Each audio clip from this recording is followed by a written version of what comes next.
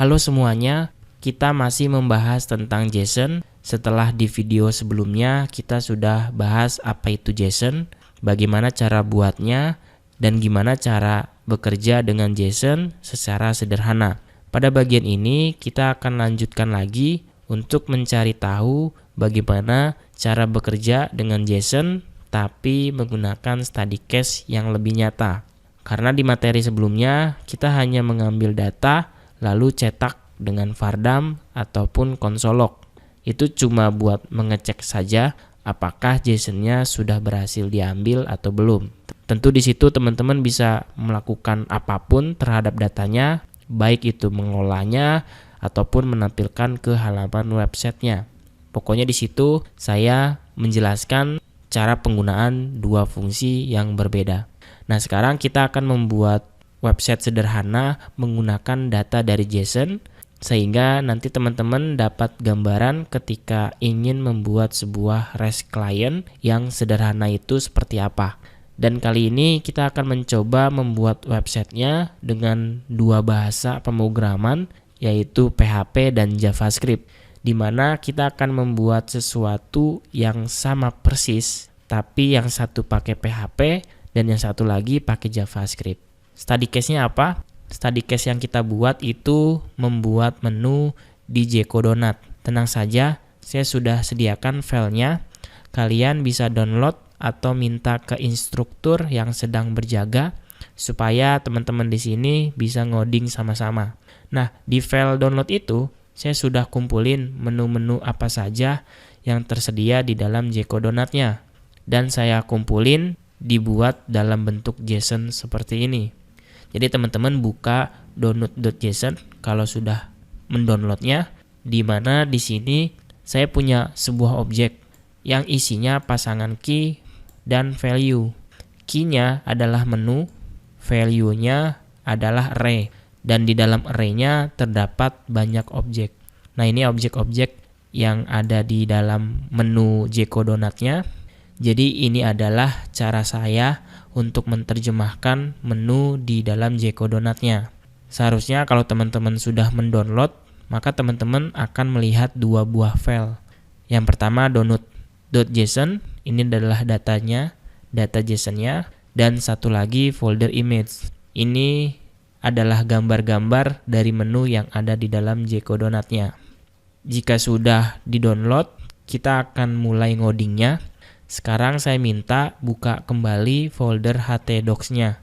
Kemudian kita masuk ke folder API dasar, folder yang sebelumnya sudah kita buat. Silakan pindahkan isi file download-nya ke dalam folder ini. Nanti kurang lebih ada folder namanya jcoweb. Di dalamnya ada beberapa file yang kita butuhin. Terus folder jcoweb ini adalah folder website kita. Kita akan masukkan ke bagian text editornya. Kita gunakan Sublime Text untuk menuliskan kodenya. Nah, di bagian sini yang pertama kita akan coba bekerja dengan data JSON menggunakan PHP. Coba teman-teman buka latihan.php. Tentu struktur tampilannya sudah saya sediakan. Jadi teman-teman tidak perlu pusing lagi mikirin HTML dan CSS-nya. Saya sudah gunakan template dari Bootstrap 4. Tentu di sini juga teman-teman harus familiar dengan Bootstrap-nya. Nah, di sini saya tidak membahas terlalu jauh tentang HTML dan CSS-nya. Silakan dipelajari lagi. Nah, sekarang kita fokus aja bagaimana cara menampilkan data dari JSON. Kalau kita lihat lagi datanya seperti ini. Ini adalah data JSON yang valid. Ceritanya kita mau ambil data ini untuk kita tampilkan ke halaman websitenya. Itu kasusnya. Ingat, ini struktur yang saya buat dimulai dari objek, kurung kurawal, pembuka penutup.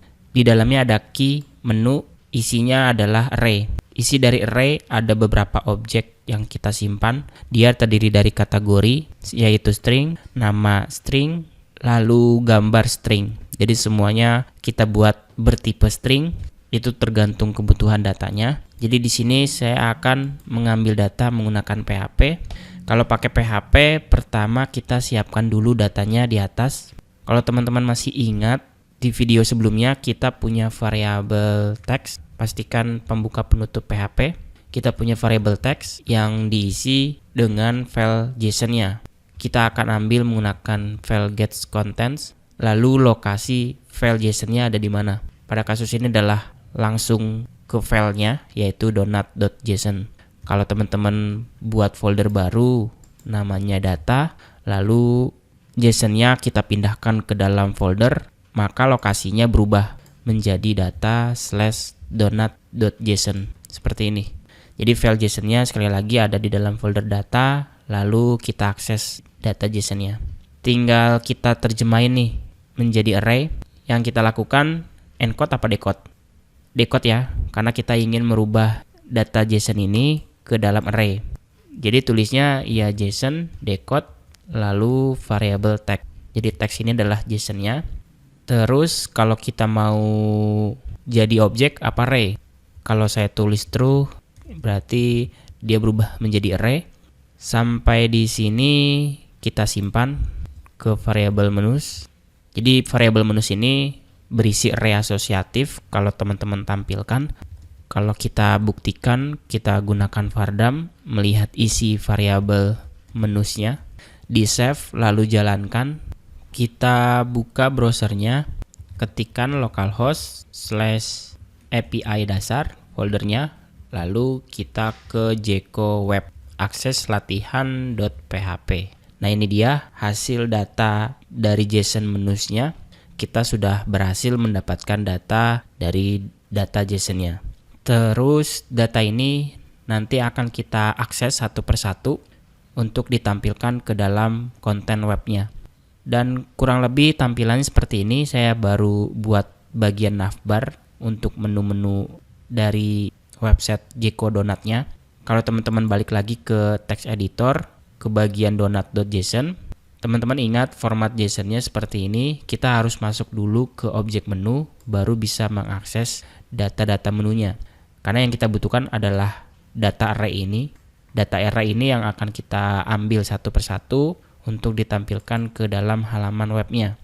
Berarti kalau misalnya saya mau akses tulisan Avocado DiCaprio ini ke layar, kira-kira saya tulisnya apa di sini? Jadi saya mau echo untuk mendapatkan nama ini. Berarti kita akan masuk dulu ke objek menu. Jadi kita akses variabelnya, lalu kurung kotak, masuk ke bagian key menu. Ini adalah array. Nah kita masuk ke bagian sini. Kalau sudah masuk ke array berarti kita akan akses indeks menu. Indeks keberapa yang mau kita akses? Avocado DiCaprio ini itu indeks yang pertama atau indeks ke-0. Berarti kita akses indeks ke-0 karena array mulai dari 0. Kalau teman-teman mau mengakses data ini berarti indeks keberapa tuh? Ini 0, ini 1, ini 2. Lalu apa yang mau diakses? Kita akan akses namanya. Teman-teman bisa mengakses kategori ataupun deskripsinya. Oke, kita tulis seperti ini, kita jalankan, maka dapat tuh nama si menunya. Nah ini kalau teman-teman menampilkan spesifik. Nah gimana caranya kalau kita ingin mendapatkan daftar menu keseluruhannya? Caranya bagaimana? Caranya seperti ini. Kita akan coba tampung dulu si $menus ini. Saya mau mendapatkan daftar menu keseluruhannya dengan mengakses indeks menu. Indeks menu adalah array asosiatif. Kalau sudah seperti ini, ya kita tinggal looping saja $menusnya. Di sini kita akan melakukan perulangan terhadap kolom card-nya. Karena di sini saya belum punya, kita buat aja div container. Lalu kita copy paste content card-nya. Saya akan paste di bagian sini. Tapi sebelum saya paste, saya buat sebuah row, lalu kita buat kolomnya sekitar 4%. Lalu di dalam col 4 ini kita akan masukkan content card-nya. Nah, content card ini dari template Bootstrap, saya sudah copy. Teman-teman silakan buka get Bootstrap-nya lalu ambil template card-nya. Saya buat 3 kolom di satu baris, maka saya tulis 4 di sini. Karena di bagian sini akan saya looping. Seperti biasa kita buat tag PHP, kita for each, ini pembuka, lalu kita tutup di bagian bawah. Kita tulis PHP and for each. Kemudian kita akan looping si variabel menusnya. Buat nama aliasnya yaitu $menu tanpa menggunakan S. Harusnya kolom card-nya ini diduplikasi menjadi banyak berdasarkan jumlah menu yang ada di dalam JSON-nya. Kita coba lihat aja. Nah, ini dia.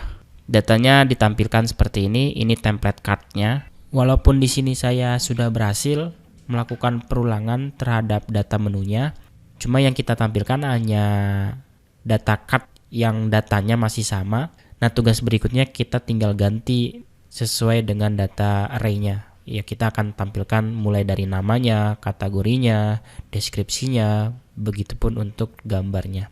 Berarti di bagian sini kita akan ubah untuk card header-nya. Kita buat tag PHP, kita nulis seperti ini, echo $menu kurung kotak, lalu kita akses namanya. Kita lihat refresh, nah ini dia data namanya sudah diganti semua berdasarkan data JSON. Lalu untuk deskripsinya kita ambil dengan PHP echo $menu kurung kotak untuk deskripsinya. Namanya disamakan, deskripsi ini si detail. Untuk bagian ini kita akan tampilkan gambar, lalu PHP echo $menu kurung kotak gambar. Ini kita paste ke bagian sini. Oke, cukup itu. Kita tambahkan lagi aja paragraf kategori. Kategorinya PHP echo $menu kurung kotak kategori. Sudah ya, seperti ini. Kita kembali ke dalam browsernya. Deskripsi. Oh, ini salah. Deskripsi. Oke, ini dia hasilnya. Nah, ini berikut tampilan hasil menusnya yang ada di dalam Jeko Donut. Tapi gambarnya belum ada. Kita akses folder image, baru gambarnya. Kita refresh. Oh, besar ya. Kita kasih width aja. Width-nya sekitar 80. Oke. Ya, kurang lebih seperti ini. Gimana teman-teman? Jadi itu dia kalau teman-teman menggunakan PHP dalam mengambil data JSON-nya. Kita akan coba menggunakan JavaScript di pertemuan selanjutnya.